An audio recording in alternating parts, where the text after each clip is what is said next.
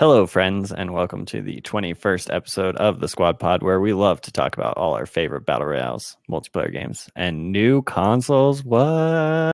I'm Maddox Jr.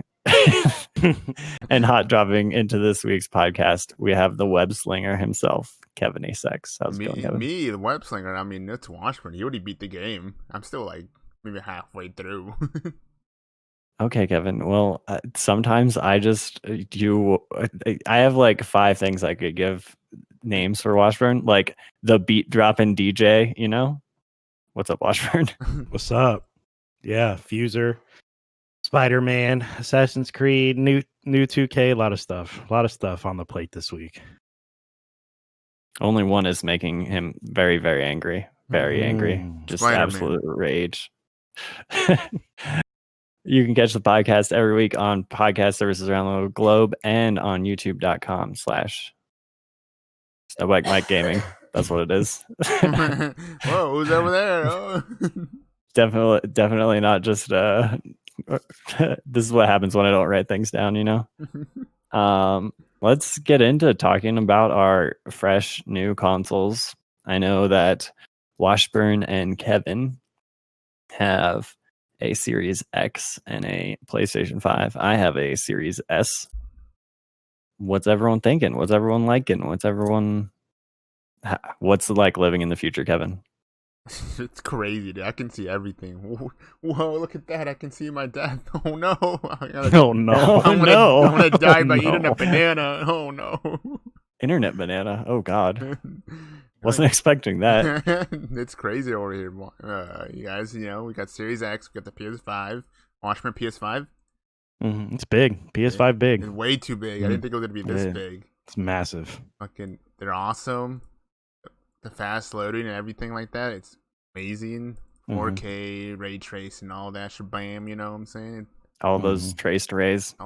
They're all being traced.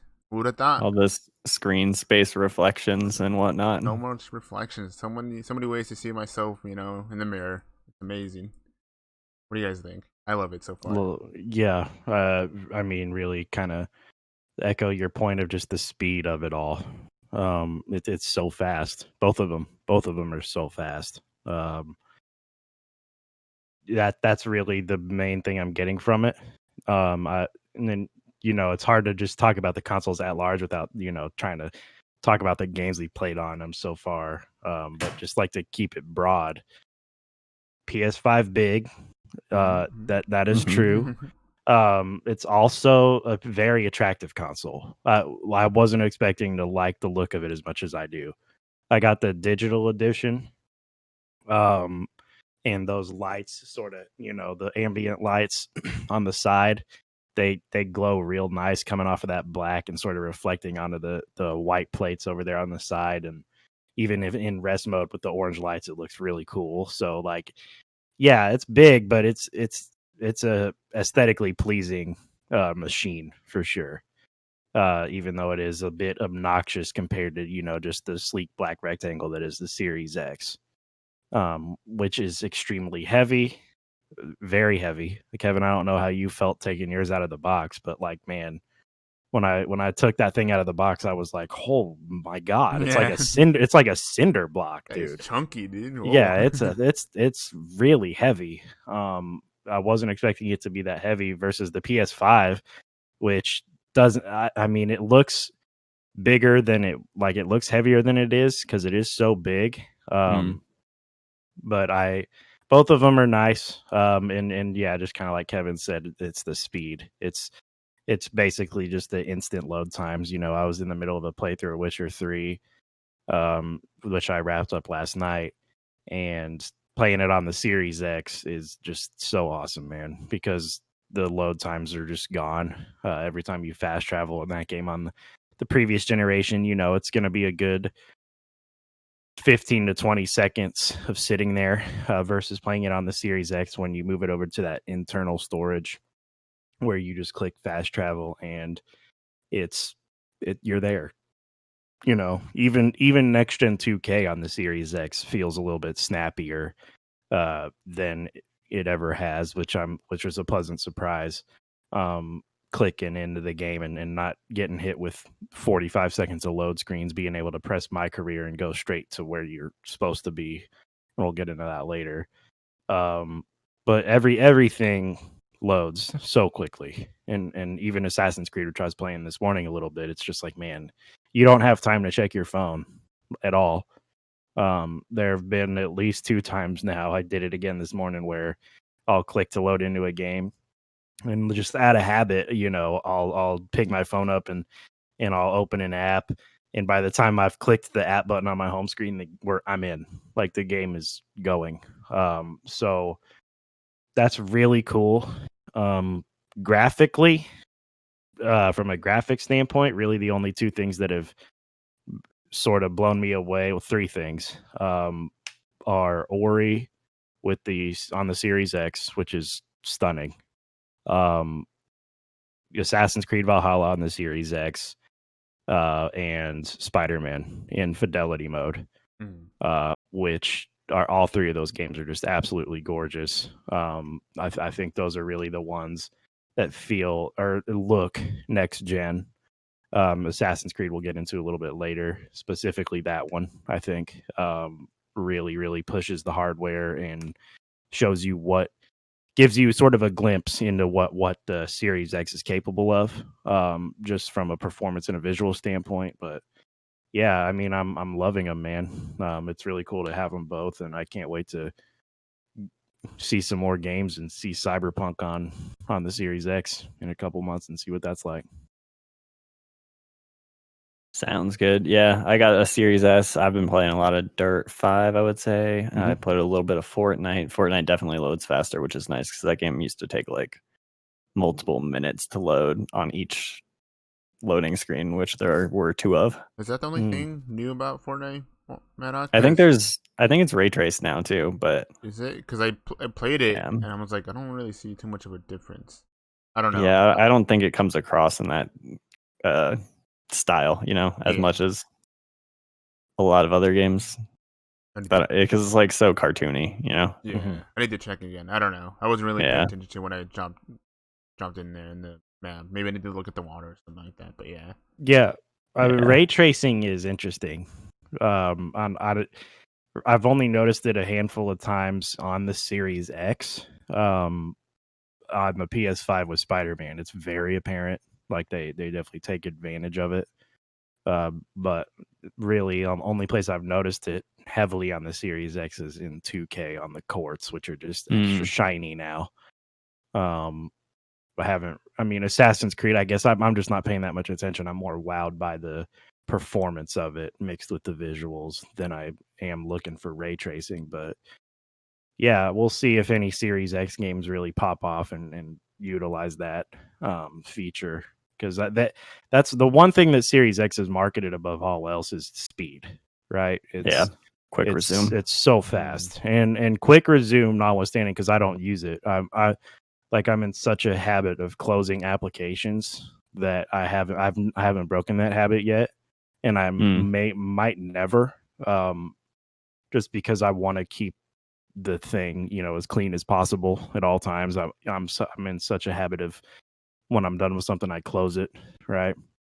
But really, just there's almost not even a need for it on the thing, because games boot so quickly from a cold launch that I don't really see a point of leaving 6-7 things open on my hard drive and potentially bogging it down. So where the PS5 is sort of like, look at these amazing visuals, the Series X is more, check out how fast this thing is, which is, it's 2 different sort of things. But we'll see if Xbox comes out with a game where they can really tout the visual fidelity of it, because it's capable for sure. Yeah, the quick resume wasn't working perfectly yet either, so I'm sure there'll be a software update shortly to fix that issue. Definitely not with Dirt 5. I tried it.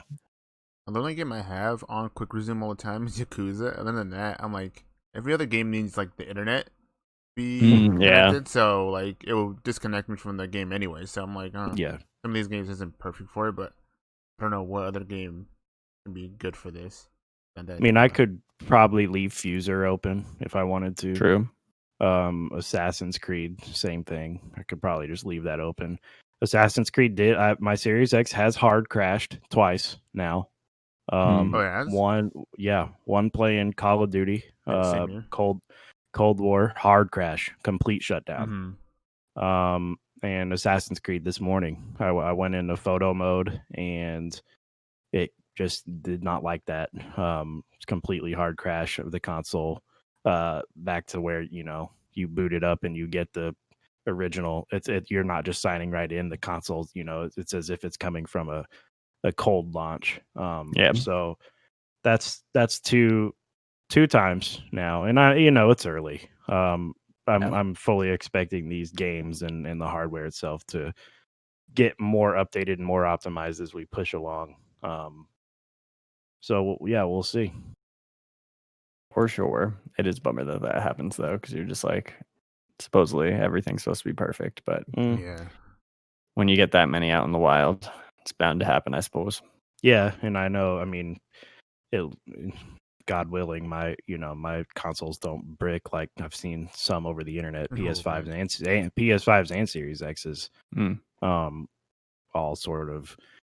You get some isolated cases on both sides with consoles just not deciding not to turn on anymore. Or I saw Blessing post something today with his Series X, not getting past the specific screen after it hard crashed. So yeah, that's unfortunate, but I'm hoping that mine are just a couple game related incidences with those two titles, because they are both brand new, and specifically Assassin's Creed is so heavy on the visuals, and I think it is sort of that showpiece that's pushing the console to its limit in terms of performance, mixed with the visual fidelity. So all right, well, let's get into the games a little bit. You guys have been playing a little bit of Spider-Man Miles Morales. How has that been going for you? Whipping around the city. It's crazy. Yeah, it's really good. I first tried out, I don't know if you did this, Watchman. I tried out the PS4 version, remastered first. To check that out. No, I haven't done that yet. It looks really nice too. It looks really good. And then I tried out the 60 performance mode too, and then it both ran really well. I like that. And then I did like a few missions of that, and then hopped on to Miles. And man, Miles looks amazing. I love it. God, what a game. Yeah, like I said earlier, visually, Miles is stunning in perform. I'm not playing in performance mode. I've seen 60 frames. I know what 60 frames is. You know what I mean? I think most people do at this point. I want to see how visually stunning this console can be. And I know there are going to be people out there, oh, why can't you get 4K 60 with ray tracing? It's it is what it is. It's also early on. Yeah, there is potential that they realize that they can harness both things at the same time. Right, and I was fine with the 30 frames because it's 30 locked. It's not. There's no dips. It's locked in at 30 constantly the whole way through with the ray tracing, and it's gorgeous. I mainlined Miles Friday afternoon, and about midway through Saturday I was done with it, the main story. So probably about 6 to 7 hours if you just beeline it through the main story. I didn't touch a side mission. So I don't want to, obviously I'm not going to sit here and spoil the game for you. I will tell you, I think they did an incredible job. I think Miles is one of, if not my favorite Marvel characters now. He's a character that sort of embodies everything that Superman is supposed to be, where you see somebody that needs help and you help them, regardless of yourself or your personal situation. It's all about just being there for your fellow man, and I think Miles, the character, it just sort of embodies that, and is just a good dude to everybody, no matter who. And there are several moments in that game that just got to me, dude, with him just being a kid and being a good human being. It's super refreshing to see somebody like that, hero or protagonist specifically who's not weighed down by some sort of brooding darkness or some secret, you know what I mean? And I think Miles and Insomniac really, really, really killed it with that game. So, yeah, narratively awesome. I love that it was 6 or 7 hours. I love that I didn't have to dump 30 hours into this. I wanted to see the story through. This is the one next gen game I knew I was going to see through at launch, and I appreciate it being as short as it is. Because I'm not done. Like, that's the thing. I can still jump back in and go after the loot crates, go after the collectibles, these little time capsules, which are like this game's equivalent to the backpacks from 2018. So yeah, awesome game, gorgeous, and must play. I mean, if you have a PS5, this is the big one, I think, and the necessary one.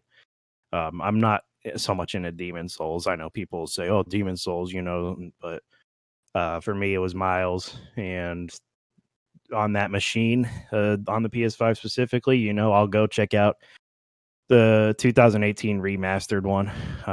When they add it to where I can transfer my save, because I don't feel like I want to play through that game again with everything else that's out right now. And I would like to try the Pathless, but really that's it on the PS5 side. So yeah, Miles was awesome. Kevin, I don't know where you're at or what you're thinking of it right now. It's interesting you said you were doing the mainline quests. Like, did you just wanted to finish it and get with the story done, or? Yeah, so like I wanted to finish it, so I wanted to finish it alone. You know what I mean? We're in a group that talks a lot and we meet a lot, and I didn't want to play through the game with somebody in my ear. So for me, it meant just getting through that main story and experiencing it. I wasn't rushing it. The game is short. It is what it is. It's 6 to 7 hours long if you main path it the whole way through. And that's all I was interested in. Not to say I'm not interested in going back, because I definitely will and try to 100% it. But that's just what I wanted to do. I wanted to see the story through and get the most out of it that I possibly could without sort of any interruptions, whether that's from the game or from outside distractions. I'm doing like the opposite, because like I want to do every like side mission, every collectible first. That way, when I finish the story, I'll be like, all right, I'm done. I don't want to go back to the game anymore. If I do, I just wanted to swing around. That's why I do it the way I do it. That's why it's so interesting seeing you like go and rush through it, and then you say you might go back for the collectibles. I'm like, man, if I do that, I'm never going back when I finish the story. Oh, see, no, like for me, the game is so fun. Like, just from a gameplay standpoint, like just the amount of times I went back to Spider-Man 2018 just to sit there and mindlessly swing around. I will do the same thing with this game, except in this game, now that I'm done with the main story, there are like a couple open world little collectathons that I can go and do. And it's mindless, because it's just go to this base, beat up these bad guys, go collect this time capsule, do this mission for this one dude that I don't want to spoil, and sort of that kind of mindless, easy, grindy stuff. So yeah, I'm actually looking forward to that. It's like therapeutic almost, that game is, to just sort of go in and swing around and mindlessly go and run across the open world New York and do those collectathons. Super, super fun. And that's just how I am with that game. Fun. I like it. It's a good game. Play it. If you played the other Spider-Man. All right. And then what are your impressions of Astro's Playroom and your fancy new DualShock 5? Have you played Astros, Kevin? A little bit. You want to talk about it? I've only played like a little bit the first level because I got sucked into Miles, but it's an interesting way to play because it makes you use like every piece of the controller, like using the haptic feedback, using the touchpad, using the gyroscope, whatever it's called, 6 axis. I don't know what they're calling this one. It's it's really cool. I want to play more of it once I'm done with Miles. But man, like everything in this new controller is pretty crazy. I don't know how often the other games will use it. It might be like a gimmick thing, like with the touchpad from DualShock 4 and the like light bar 2. They weren't really being used as much. Rarely they were being used, so we'll see what happens. But yeah, I like the little bit I played. What do you think? It's a tech demo. Yeah, I mean, it's Astros. I only played the first level and saw what it is. So let's get this out of the way right now. I'm not a PlayStation history buff or fan, or it's just not my wheelhouse. I've always leaned more towards the Xbox side of things. I think that's pretty obvious. But Astros is cool if you are somebody who appreciates PlayStation, who's been in that sort of lineage of consoles. Then you're gonna love this because it is sort of a jaunt through PlayStation history. You go in and there's some cameos. First off, Astro's cute as hell. Like yeah. you see Astro and you're like, oh my god, I love this little robot. Like he's the best. Protect Astro at all costs. and so like that's dope. Astro's really cool. You run around these little mini open worlds and they're little cameos to other PlayStation franchises. You get collectibles that are like PlayStation peripherals or consoles. They all sort of go in this like museum type setting as you unlock them, and it's cool. But the game itself is a tech demo. It is to show you what you can do with the DualSense. By the end of the first level, my index finger was tired. Because the first level, they have you pulling the trigger to Astro turns into like a little springy boy, and you pull the trigger and he winds up and you let go and he jumps, right? And when you pull the trigger down, it fights you the whole way. And this was my biggest curiosity with the DualSense is I figured this was just going to be aggressive rumble. That's not what it is. It is literally as if the controller has little like 1,000 tiny locks in the trigger, and as you pull it, it's unlocking them slowly, and it like fights. It literally, it's hard. It's like a finger workout to pull the thing on that level, because it really does fight you, which is it's cool. Like that's cool. Annoying after 5 minutes, absolutely. The fact that it can do it is cool. But it's I don't know if any other game will use it to that extent. Spider-Man does use it a little bit, only in the fact that like it inhibits your trigger pull like at the very, very, very end of the pool, Kevin. Like I don't have you noticed that? Yeah, do you like that? I do. You do? I kind of don't. Yeah. I don't know why. Well, I think it's cool because it's like it's as if the controller's telling me like you're that last little bit, you don't really even need to do it. And if you want to do it and make yourself feel strong, then like you can do. I think it's a cool little gimmick. You know what I mean? Well, you know what I wanted from that? I wanted, you know how they always talk about, if you pull on the trigger with the bow, it feels like you're pulling a bow. I feel like I hope they don't do that with Horizon. Yeah, I know they're going to though. Yeah, but it's so much. I kind of wanted them to do that with Spider-Man, where like you pull on the trigger, it feel like you're like flipping out a web and you hold it onto it. Like I don't know, some tension like that. If they would have done that, I would have been fine with it. But that weird like small tension at the end, I don't know, it feels weird.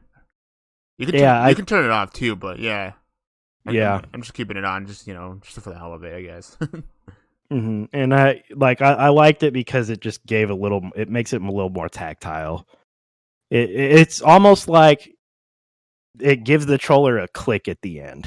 Yeah. You know what I mean? It almost feels like a GameCube R or L button where you press it down, it stops, and then you can sort of click it in one more. That's what it feels like in Spider-Man, and it's super cool. I like that they did that. Astro annoyed the hell out of me after 5 minutes, like I said, because it just it was just like, okay, I get it. I see what the trigger does. You don't we don't have to keep doing this. Like I get it. Supposedly It's cool. they use it in Call of Duty Black Ops. I don't have any person turn that it has. off. Yeah, I know, but like, yeah, Yeah, I don't know anyone that's playing Call of Duty Black Ops on PlayStation 5 right now, so I can't provide feedback on that matter. Yeah, I don't like if I go into Horizon Forbidden West and every time Aloy pulls the bow, if it fights me like it does in Astros, I'll just turn it off because that game all you do is shoot bows at big metal dinosaurs, and that would be really tiresome after 10 minutes, just fighting the trigger the whole way. So yeah, I can see that. Is it magic? Yeah, it's magic. I think the DualSense is a really, really cool piece of equipment.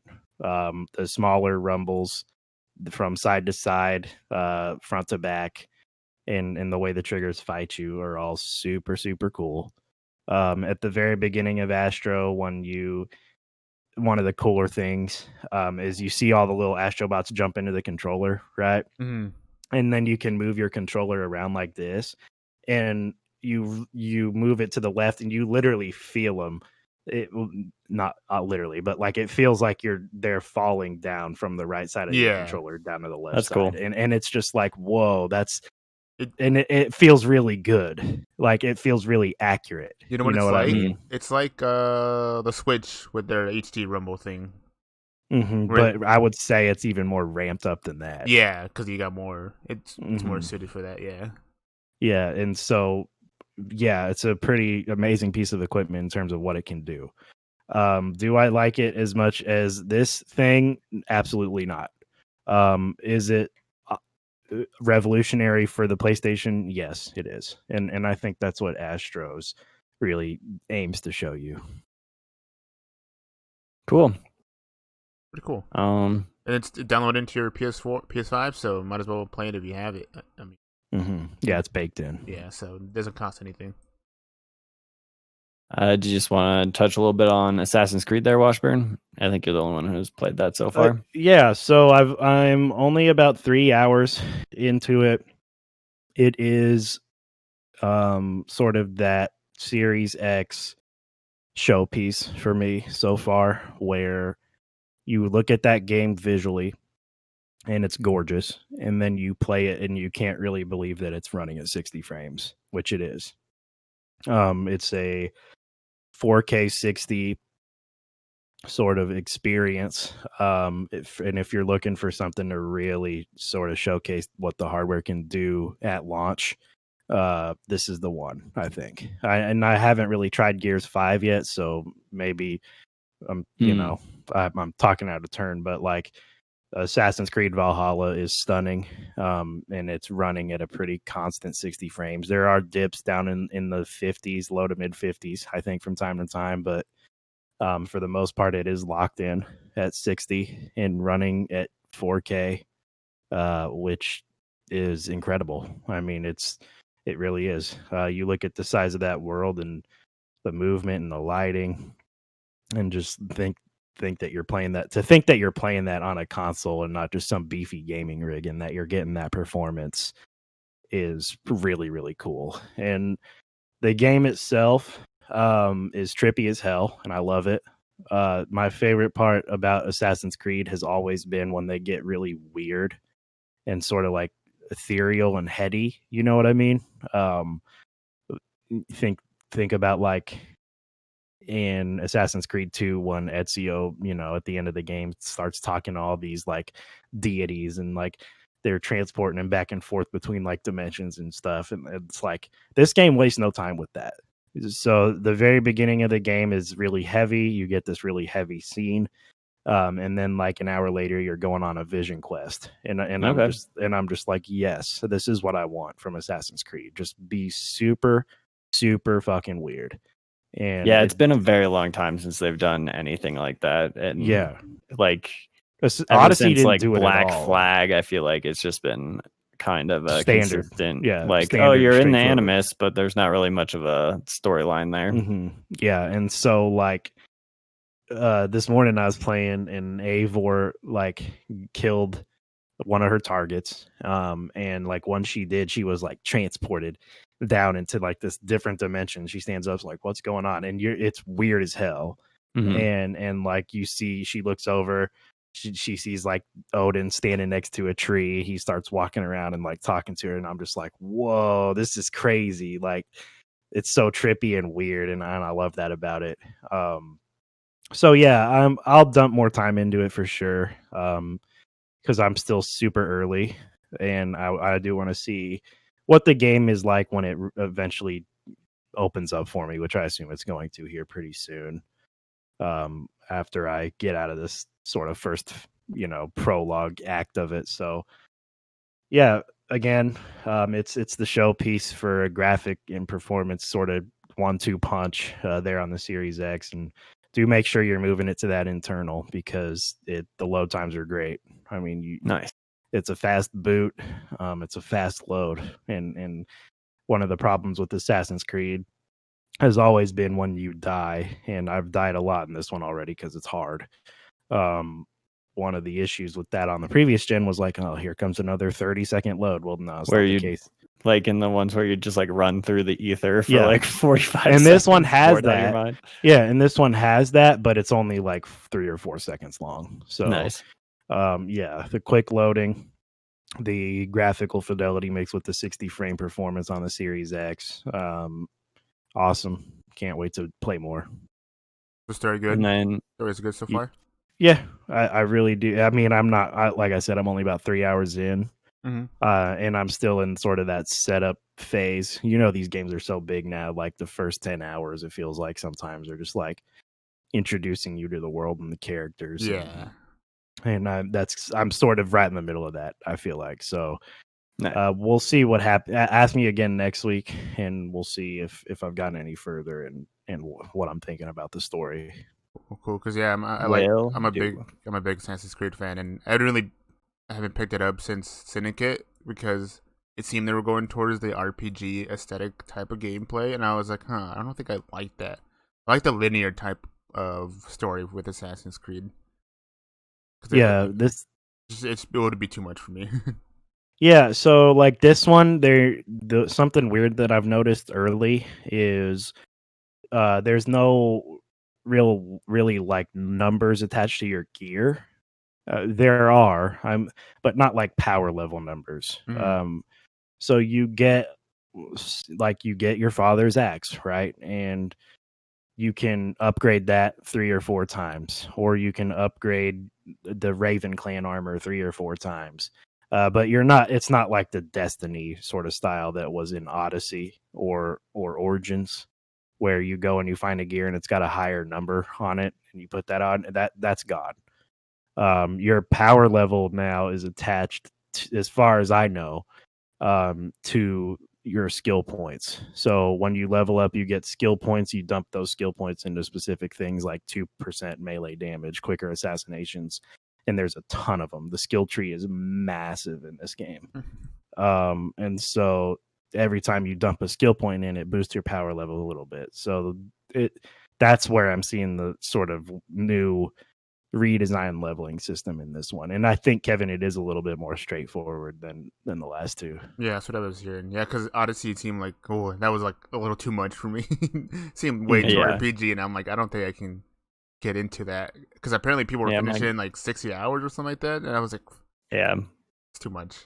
Give me 20 hours. Yeah, I was at like 50 hours, and I was like, I'm not even close to the end of the story. I'm just gonna. That's when I quit Odyssey. I did the exact same thing, Matt. I got about 60 hours into Odyssey and felt like I had just scratched the surface, and it was there's too many other games. For sure. Was that Kevin? Well, no, it's like there's too many games to play. Okay, yeah. Not too much. Nah, I can invest too much time in these 60-hour games sometimes. I'm probably gonna invest a lot of time into Cyberpunk, but we'll see if that game ever comes out. That's a different story, though, Yeah, that's true. So let's just get our 5-minute next gen 2K rant out of the way, Washburn. Oh yeah, so I don't want to go on about the money hungry, greedy cash grabby stuff again. Just go for it, that. dude. This is our podcast. I did that a couple weeks ago. The issue with this one, Kevin, and I don't know if I know Maddock heard me just screaming and yelling yesterday and the day before. They put you in this place, Kevin. This godforsaken place. I'm telling about this. You're telling me this about this. It's called Rookieville. And when you start a new character, or I guess you start the My Career mode, rather than allow you to play with your friends or play in the Pro-Am or go into the park or go to any clothing stores or see this brand new gigantic open world that they're boasting about, they decide they're going to dump you on a shipping barge with 4 gray basketball courts and force you to play with randoms for anywhere between, I gotta say, somewhere between 15 and 30 games. Oh no, that's so many games. And it's baffling. I don't understand it. And last night they kicked on 2x rep because I think they're looking at the game right now and saying, oh, nobody's even getting to this gigantic open world we built because we literally locked them in here. And so yesterday I escaped Rookieville yesterday. Woo! After about congrats. After about a day and a half of grinding. I heard 0.5. I don't know what that meant, but yeah. So to get out of Rookieville, Kevin, you have to go through Rookie 1, 2, and 3. And depending on your performance in these pickup games, you can get anywhere from 80 to 90% of through a level to 0.5% to 0. I've played a few games in Rookieville that netted me absolutely nothing. Love to see it. Because you're playing with randoms, and 2, you're on your brand new character with no badges, no stat upgrades, nothing, unless you pay real money. So yeah, it's absolutely brutal. It's a head scratcher of a decision for them to say, let's lock everybody out of this brand new, massive, beautiful open world we built for an extended amount of time. I just don't understand it. It's another decision by 2K, just from a game making standpoint, that makes no fucking sense to me. And I don't know how else to explain this, man. It makes me angry because people who reviewed this game and give it 9s, 8s, 9s, they're not playing these modes. None of this is going to get written about. If you look up Rookieville on the internet, you're going to see a bunch of 2K community members who are just, oh, Rookieville's so beautiful, man. Look at this. It's the best. And you're not going to see any articles on Kotaku or Polygon or GameSpot or IGN about how fucking stupid this is, because none of them play the My Career mode, which is the marquee mode in NBA 2K. This is the big mode. So all these people who are going in reviewing Play Now and Franchise and Season and My GM, they're neglecting the 2 biggest, most played modes in the game, which are My Career and My Team. And that just flies all over me, because if you look at this game and you look at it from an objective standpoint, you have to say it's absolute trash when you play the 2 biggest modes and they're absolute trash. So that's where I stand on it. And oh man, it makes me mad, and I'm part of the problem. So there you go. There's my 2K next gen rant. All right. So you're saying good. I should get it then, right? No. Gotcha. Then one of the last games before we get to, or it is the last game before we get a little Call of Duty talk. Washburn and I have played a little bit of Fuser. I've only beaten the first set, I guess, where you move through the first location.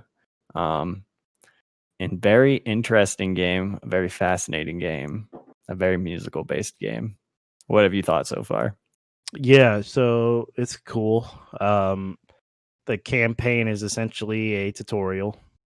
Yeah, I would say so. As you move through the campaign, which is, there are 6 areas, each one has 6 sets.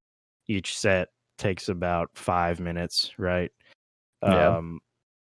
When you're playing these sets, it's a harmonics game, so you're doing things that net you points, which increase your star rating, just a la Guitar Hero, you know. Um, I don't know how to get 5 stars in this game. I really I've don't. gotten 5 stars once, or like 4.75 stars. I'm not sure which. Yeah. So as you're playing through a set, you get crowd demands, like you pick your crate, which is just your list of tracks, right? The crowds will yell out, "I want to hear something from the 2000s," or "I want to hear this instrument. I want to hear this genre of music," right? And if you fulfill those, you know, your little satisfaction meter goes up. You also have a list of goals on the side that are timed. You do those, your satisfaction meter goes up. If you drop discs at specific times, you get points. Your meter goes up. Um, so it's cool. The technology of it's cool. How they've taken all these different parts of these different songs and broken them down by instrument and allow you to sort of just throw them all together. Really, really neat. And there's definitely some behind the scenes mixing going on to choose which portion of the song is the loudest, in my opinion. Mm-hmm. I don't know if you've noticed that. I mean, as you go through, they give you the ability to change the volume on each deck, right?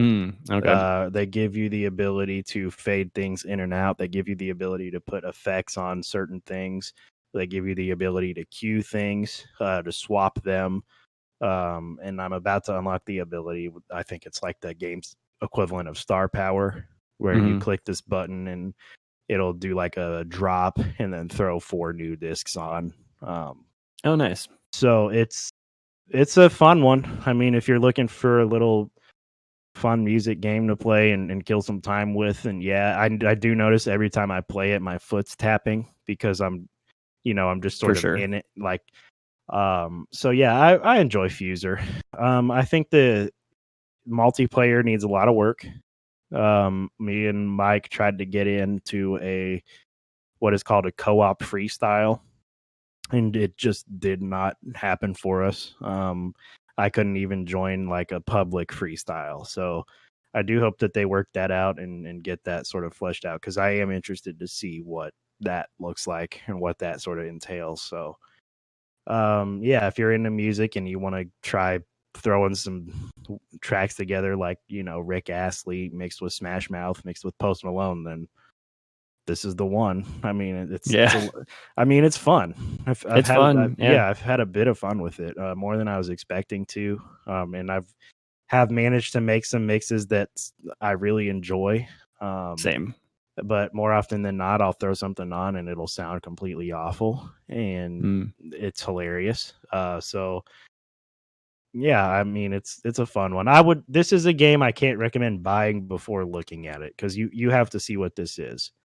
Yeah, and it's a lot of work. Yeah, it is a lot of work, and especially once you get through the campaign and you progress. I'm on the second to last sort of location, and I'm learning about the last thing. And once you go through effects, they even have like instruments and drum pads that you can play on.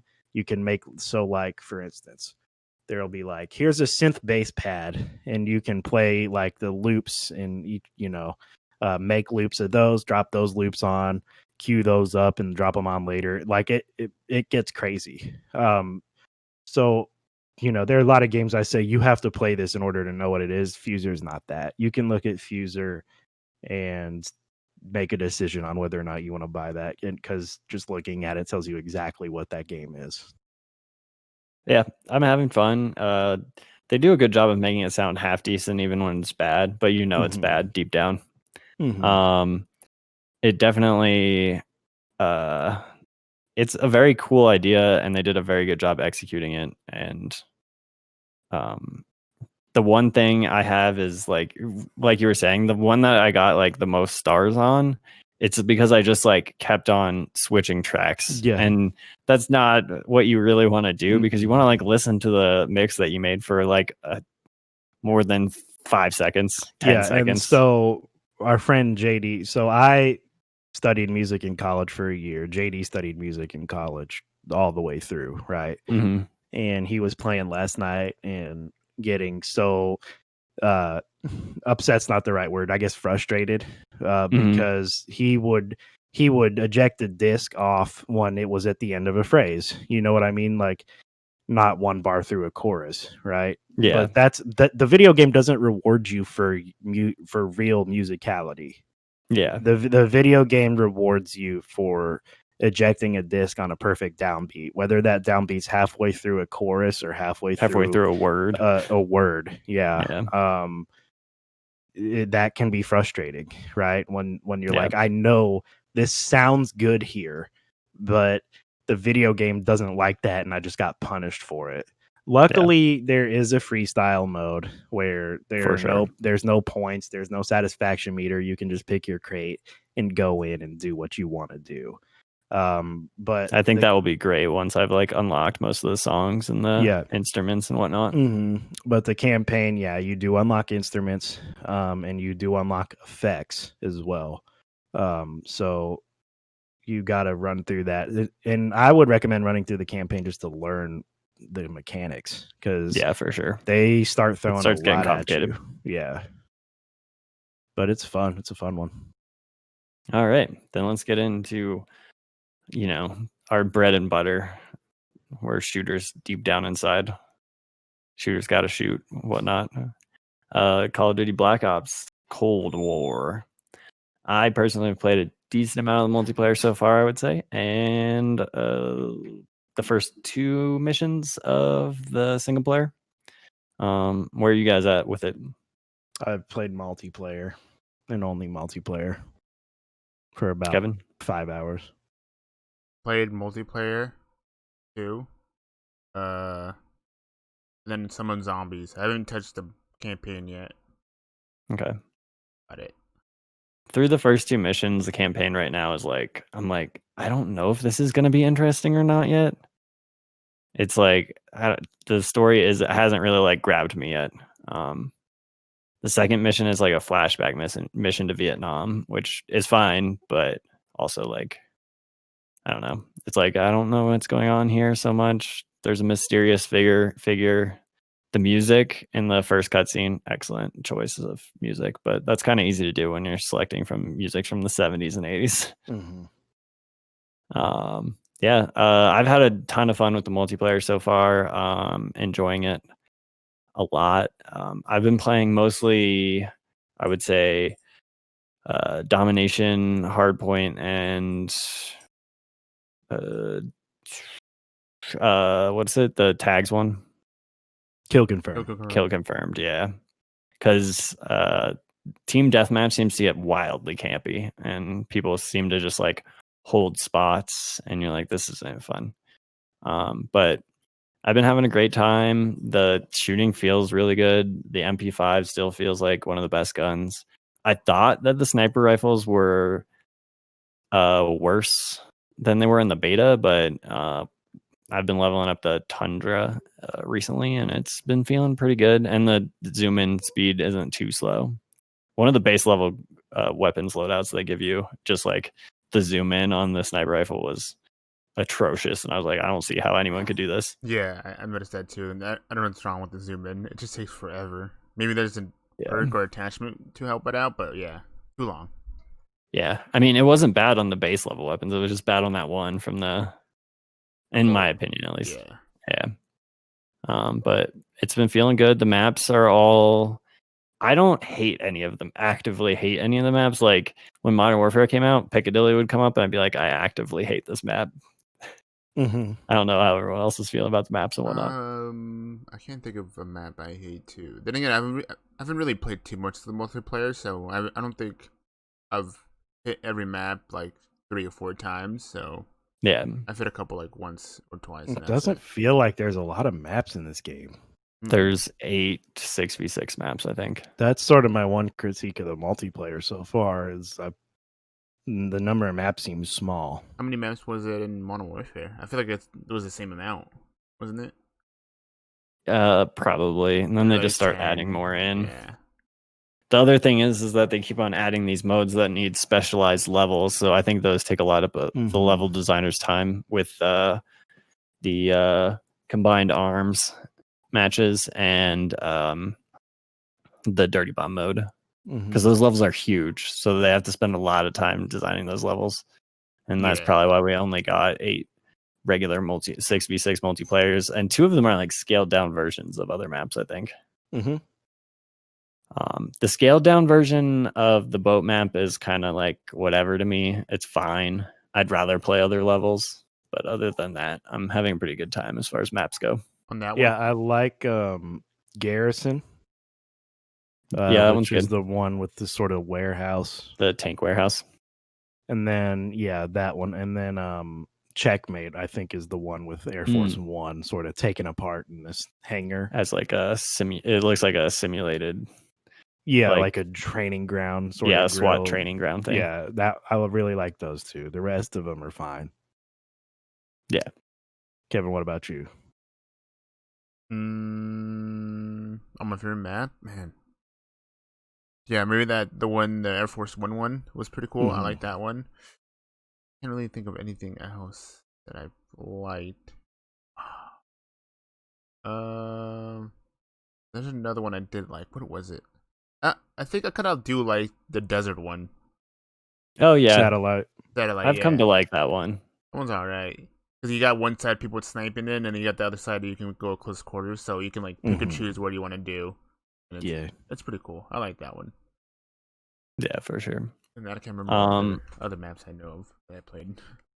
The good thing is, just transitioning from Modern Warfare, is that there's enough different mechanics in this one that it doesn't feel like exactly the same. With like the wild card system and the way the loadouts work and the perks being different and not being exactly the same, and being able to use those wild cards to like really mix up your classes, it definitely provides a different feel overall, I would say. It'll be interesting to see how they transition these guns into Warzone, and if they're all just garbage or they're all overpowered, it's going to be a interesting one for sure. Yeah, there's really no integration at all with it yet for Warzone. All the operators are in.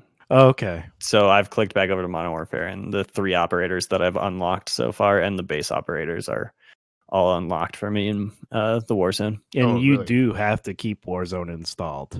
I tested it last night. For Cold War. So really? Yeah. So that makes sense. That was my biggest question. Is like, can I just uninstall Modern Warfare? Like, or what's going to happen there? So last night I'll just try it, and if it doesn't work, I'll just reinstall it. When I go to bed. So yeah, I uninstalled Warzone, or the Modern Warfare Warzone, from my Xbox completely. Went into Cold War, clicked Warzone, and then it gives you that little countdown. It's like, all right, we're gonna launch Warzone now. 5, 4, 3, 2, 1. And instead of taking me to Warzone, it took me to the store, the Xbox store, and I had to re-download Warzone. Yeah. So yeah. But you can just download Warzone and not the rest. That's what I told you last time, Washburn. Where I was like, you can delete Modern Warfare in general, but like, if they come out with new guns, I don't know what multiplayer you would have to level them up in, either in Black Ops or Modern Warfare. So that's why I kept the whole thing. And I told you, like, you could just download Warzone on its own in the store if you wanted to. So my guess, Kevin, is at this point that Modern Warfare is kind of just the Modern Warfare multiplayer isn't going to change from what it is. Maybe they'll do some weapons tuning or something, but I don't think it's going to change. Like, I don't think they're going to add more. Like, the next Battle Pass isn't going to have a Modern Warfare gun and a Black Ops gun. I think it's going to have 2 Black Ops guns, and that's going to be it. You think? So yeah, I think so. I guess the only reason you would want to have the multiplayers to level up the other guns is that you haven't leveled up yet. But other than that, might as well just delete it and keep Warzone. Yeah. Which is weird to me because Cold War is like 170 gig install. Or 130 gig install. Yeah, and it's very big. That's just the multiplayer and the campaign and zombies, which is wild. Zombies is only like 5 gigabytes or something like that too. So it's only like a map from what I played too. So oh yeah, I guess there is only one map on zombies right now. So that's cool.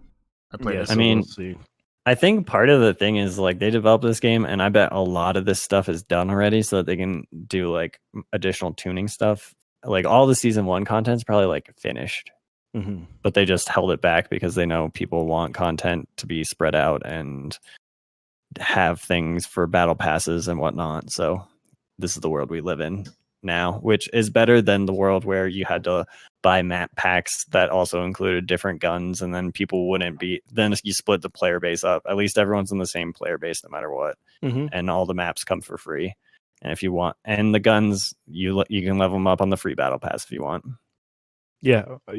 So yeah, it's all good, and I'm still anxiously awaiting the updates to Warzone. But Cold War itself, just for me, multiplayer is awesome. Not much has changed since we talked about it a few weeks ago, Maddock. Where the patch notes were pretty extensive from the beta to the full release, but if it's like a lot of minor things that were fixed, and there was a decent bit of tuning to the weapons and sliding speed and stuff like that. Yeah, it's true. It just, to me, it still feels like Black Ops. Not the good Black Ops, not Black Ops 3 and 4, where I agree with it that just assessment. got out of control. And it has that quality, like I said a couple weeks ago, coming off the beta, where I could just sit down with my friends, you guys, and just play this mindlessly for 6-7 hours and not know what happened. You know what I mean? It just has that sort of addictive quality reminiscent of Black Ops 1, and I'm really, really enjoying it. I do miss the I've also dive. What was that, Kevin? I said I do miss the dolphin dive from Black Ops 1 though. Yeah. Diving instead of the because that was like their way to prevent the drop shotting. I guess that was way too OP. Yeah, missed it. They have you can still drop shot if you add a grip attachment to your guns, but right now when you drop to the floor, it unzooms your gun. I'm fine. I can see it. Yeah, and there are a couple mechanics on this one that I really appreciate. That's one of them. The other one is the stun grenade sort of being totally revamped. I love what there isn't a separate, right? It's just like stun / flash. It's not separate. I don't know what it is, but you know how like in the old games when you'd stun, that happens is you get wobbly. And this one it bright, stops. Yeah, and this one it like stops you. And your hand goes like this. Yeah, like it's crazy, and it's just like, thank God, like a stun grenade. You know what I mean? Not just like a dizzy grenade. I think that's really cool what they did with that. Those two sort of minor tweaks go a long way. The Modern Warfare stuns do this thing. I don't know how. I mean, I sort of know how it feels on an Xbox controller because I have played a decent amount of Modern Warfare on Xbox controller. But on PC, it's just like if you get stunned, you're just like swiping your mouse like this to try and move, and you're going like incrementally so slow, which is something, I guess. But yeah, I definitely like that. They definitely have mixed it up like a decent amount, and the amount of attachments per gun is insane. We're going to be in there fine-tuning, figuring everything out, and looking online and seeing what people are saying is the best loadouts and whatnot for Warzone, I'm sure. Yeah, right now. Really, that's what it comes down to. Yes, and that's what it is right now, is I'm sitting in this game playing with the Krieg, playing with the M4. M16, dude. The XM4, I was popping off with the M16 today. And I'm looking at these guns, and in the back of my mind is, I wonder if this will be good in Warzone. Like, should I start leveling the Krieg up now because it might be OP in Warzone? So that's sort of the name of the game right now for me, is just like playing with the assault rifle specifically and figuring out, if the XM4 or the Krieg is gonna, really dominate Verdansk here in a couple weeks. I feel like the assault rifles have a potential to dominate the sniper rifles, and depending on how the sniper rifles are tuned, I think that's like a 50-50 shot. And then the MP5, none of the other submachine guns have felt good to me so far, but the MP5 feels ridiculous. No, I imagine they'll just keep the MP5 that's already there. They have indicated otherwise. There will be an Really? AK-47 and an MP5 from both video games. Really? Yeah. Huh. And you'll be able to load yourself out. If you want So to do a is there- loadout is with two there a AKs, you list? could. Is there a list of guns coming to Warzone from It's Cold all War? of them. All of them. Uh-huh. Yeah. All at once? Yeah. I'm pretty sure. Oh my. Yeah, it's gonna be wild. I think that I'm opens interested up a to lot see of if possibilities.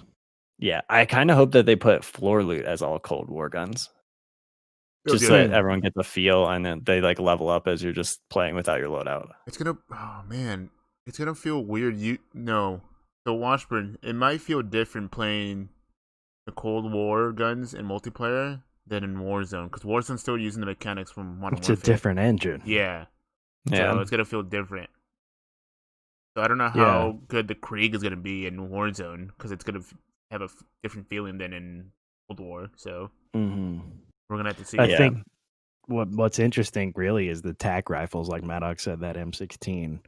It does slap. It slaps. And then I think the EBR equivalent in Cold War, whatever that is, that tac rifle, the DMR, I think those can possibly be something when they come over. So yeah, really, I'm still as much as I love the multiplayer, I still am sort of awaiting that Warzone integration and seeing what they do with it. It's just fun to be back at square one, not knowing anything in terms of like what guns are good, what attachments are good, what things unlock at what levels. Like we're still unlocking perks and stuff, you know. It's nice. It's that feedback loop that has caused Call of Duty to exist for as long as it has. Yeah, I think it's like you said. I'm only like level 21 in the multiplayer, and so yeah, every time you level up, you're like, ooh, what did I get? And we'll see if they bring. I think there is some sort of prestige system. There in is this one, so we'll see what that looks and like. it's carrying over to Warzone in some way too. Yeah, really? I'm sure somebody's already the hit prestige system. Yeah.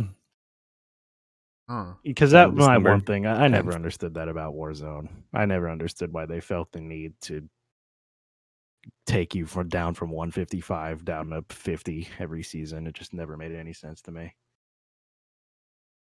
Yeah, I don't understand it either. But here we are. Hopefully it switches up a little bit with this refresh.